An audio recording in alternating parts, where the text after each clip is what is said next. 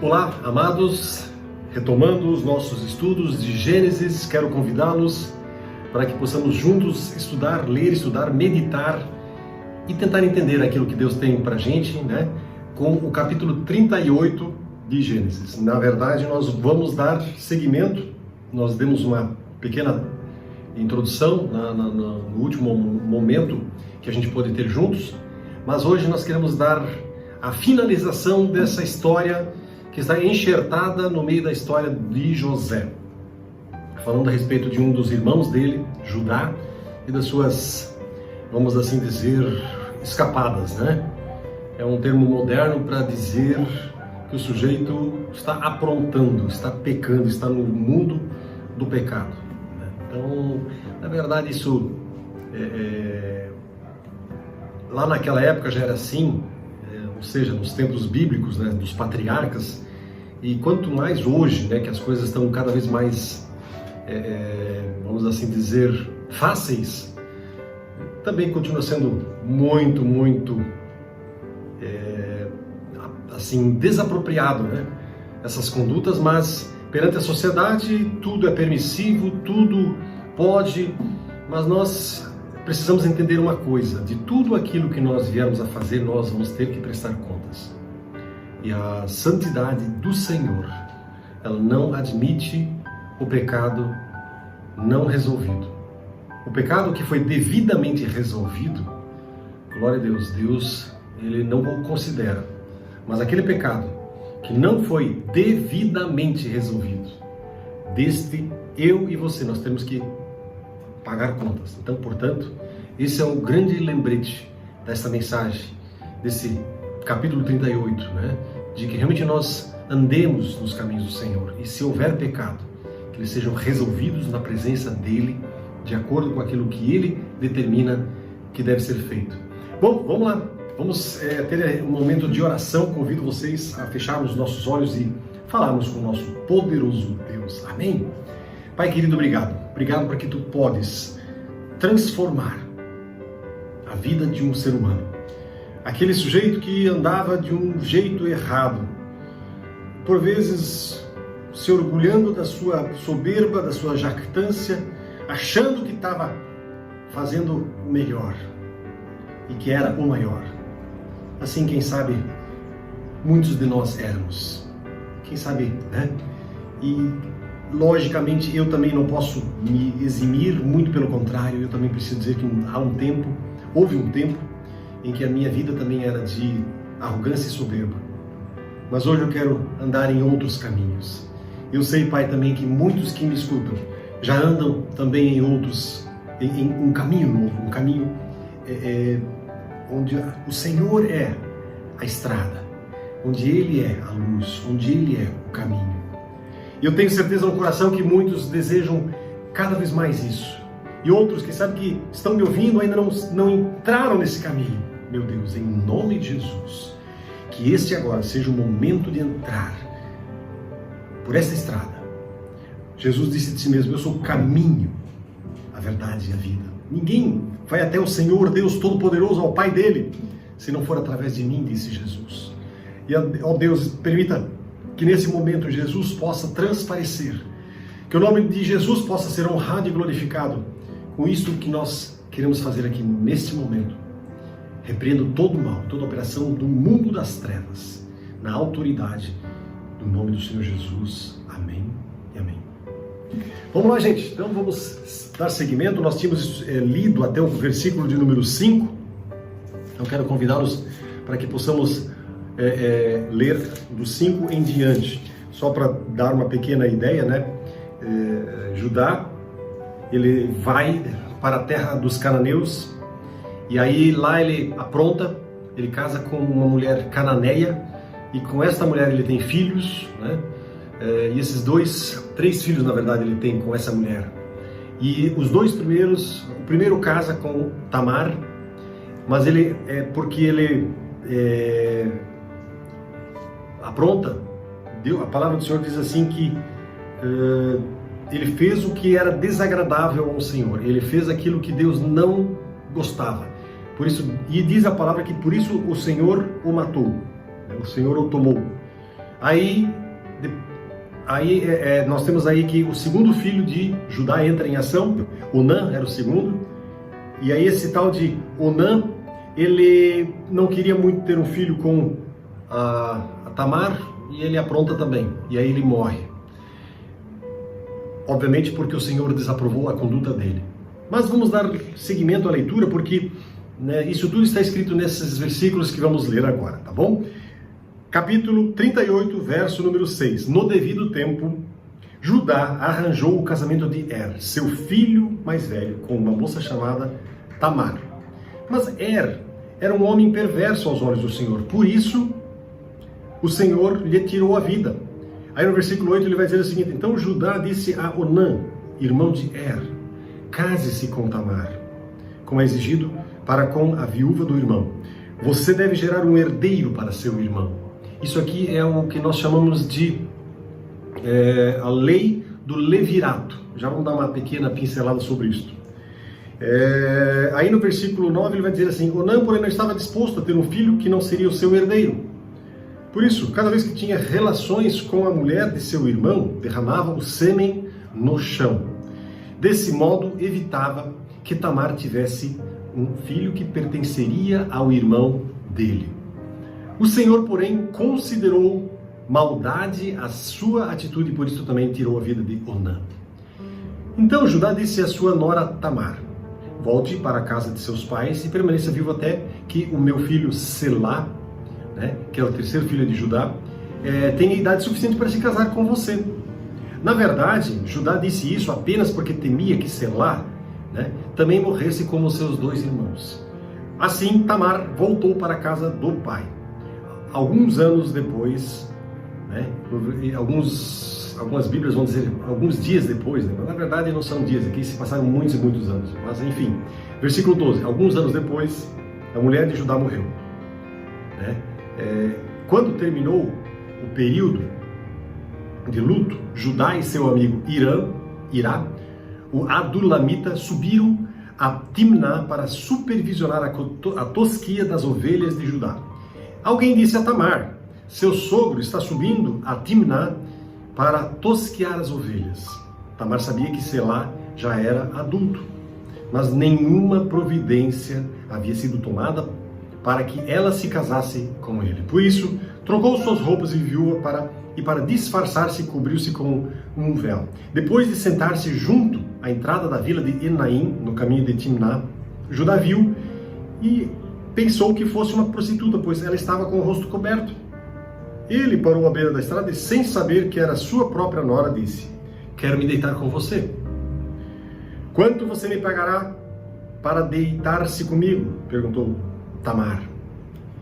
Aí lá no versículo de número 17 ele diz assim: eu lhe mandarei um cabrito do meu rebanho, respondeu Judá. Mas o que me dá como garantia de que mandará o cabrito? Perguntou ela. Que tipo de garantia você quer?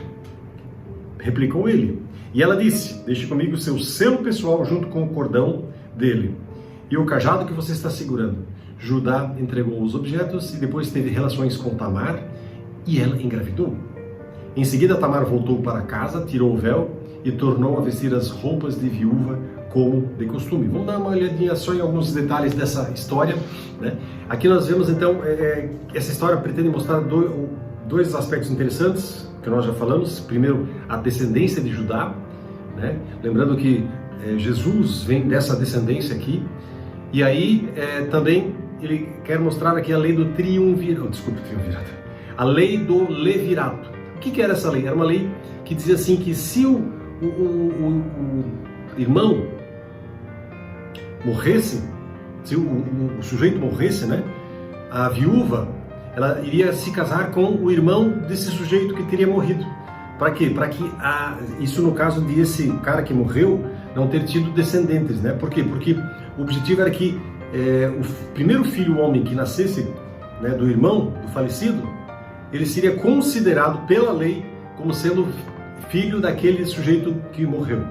Ou seja, não seria considerado filho do pai, mas seria considerado filho para efeitos de herança, para efeitos legais na época, seria considerado o filho do irmão morto.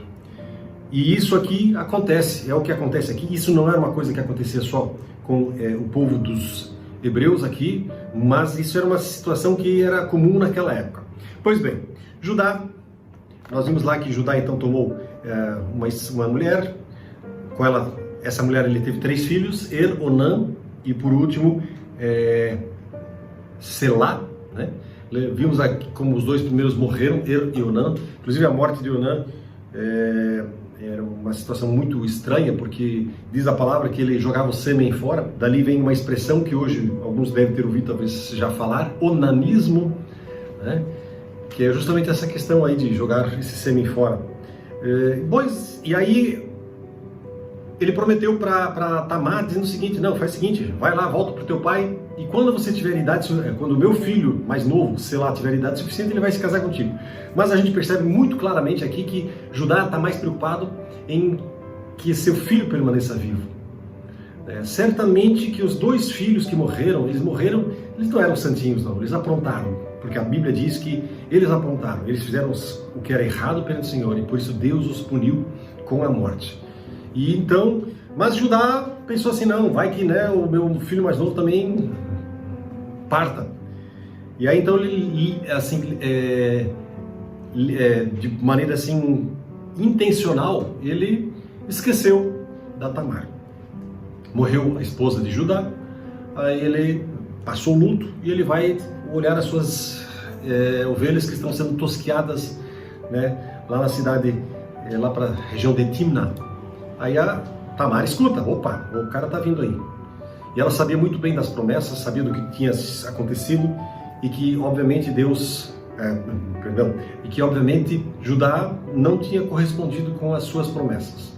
Aí ela se veste de prostituta.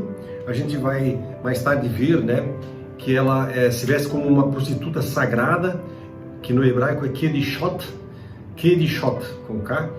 Bom, com K na nossa língua, né? Mas enfim, e prostituta cultual. Por que nós sabemos isso? Porque as prostitutas na época, elas não andavam com o véu coberto, mas as prostitutas cultuais, sim, elas andavam com o véu coberto. Então ele achava que era uma prostituta cultual. Não sei se ele achava que era algo mais santo, né, de se fazer, mas a gente por aí percebe o quanto Judá está longe dos caminhos do Senhor. Tá certo? Então Tamar, vendo que o sogro não iria cumprir sua promessa, ele vai lá e se oferece, entre aspas, se põe no caminho, e ele morde a isca, e ele vai lá e tem relações com Tamar.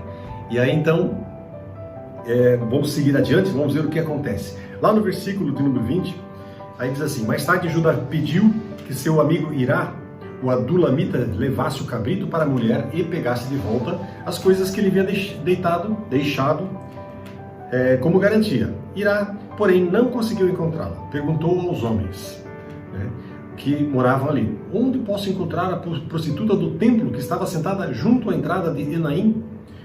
Aqui nunca houve uma prostituta do templo, responderam eles. Então Irá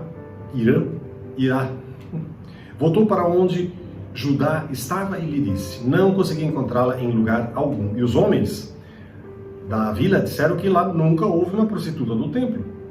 E aí, no versículo 23, diz assim: que ela fique com as minhas coisas, disse Judá. Mandei o cabrito como tinha combinado, mas você não a encontrou. Se voltássemos para procurá-la, o povo da vila zombaria de nós.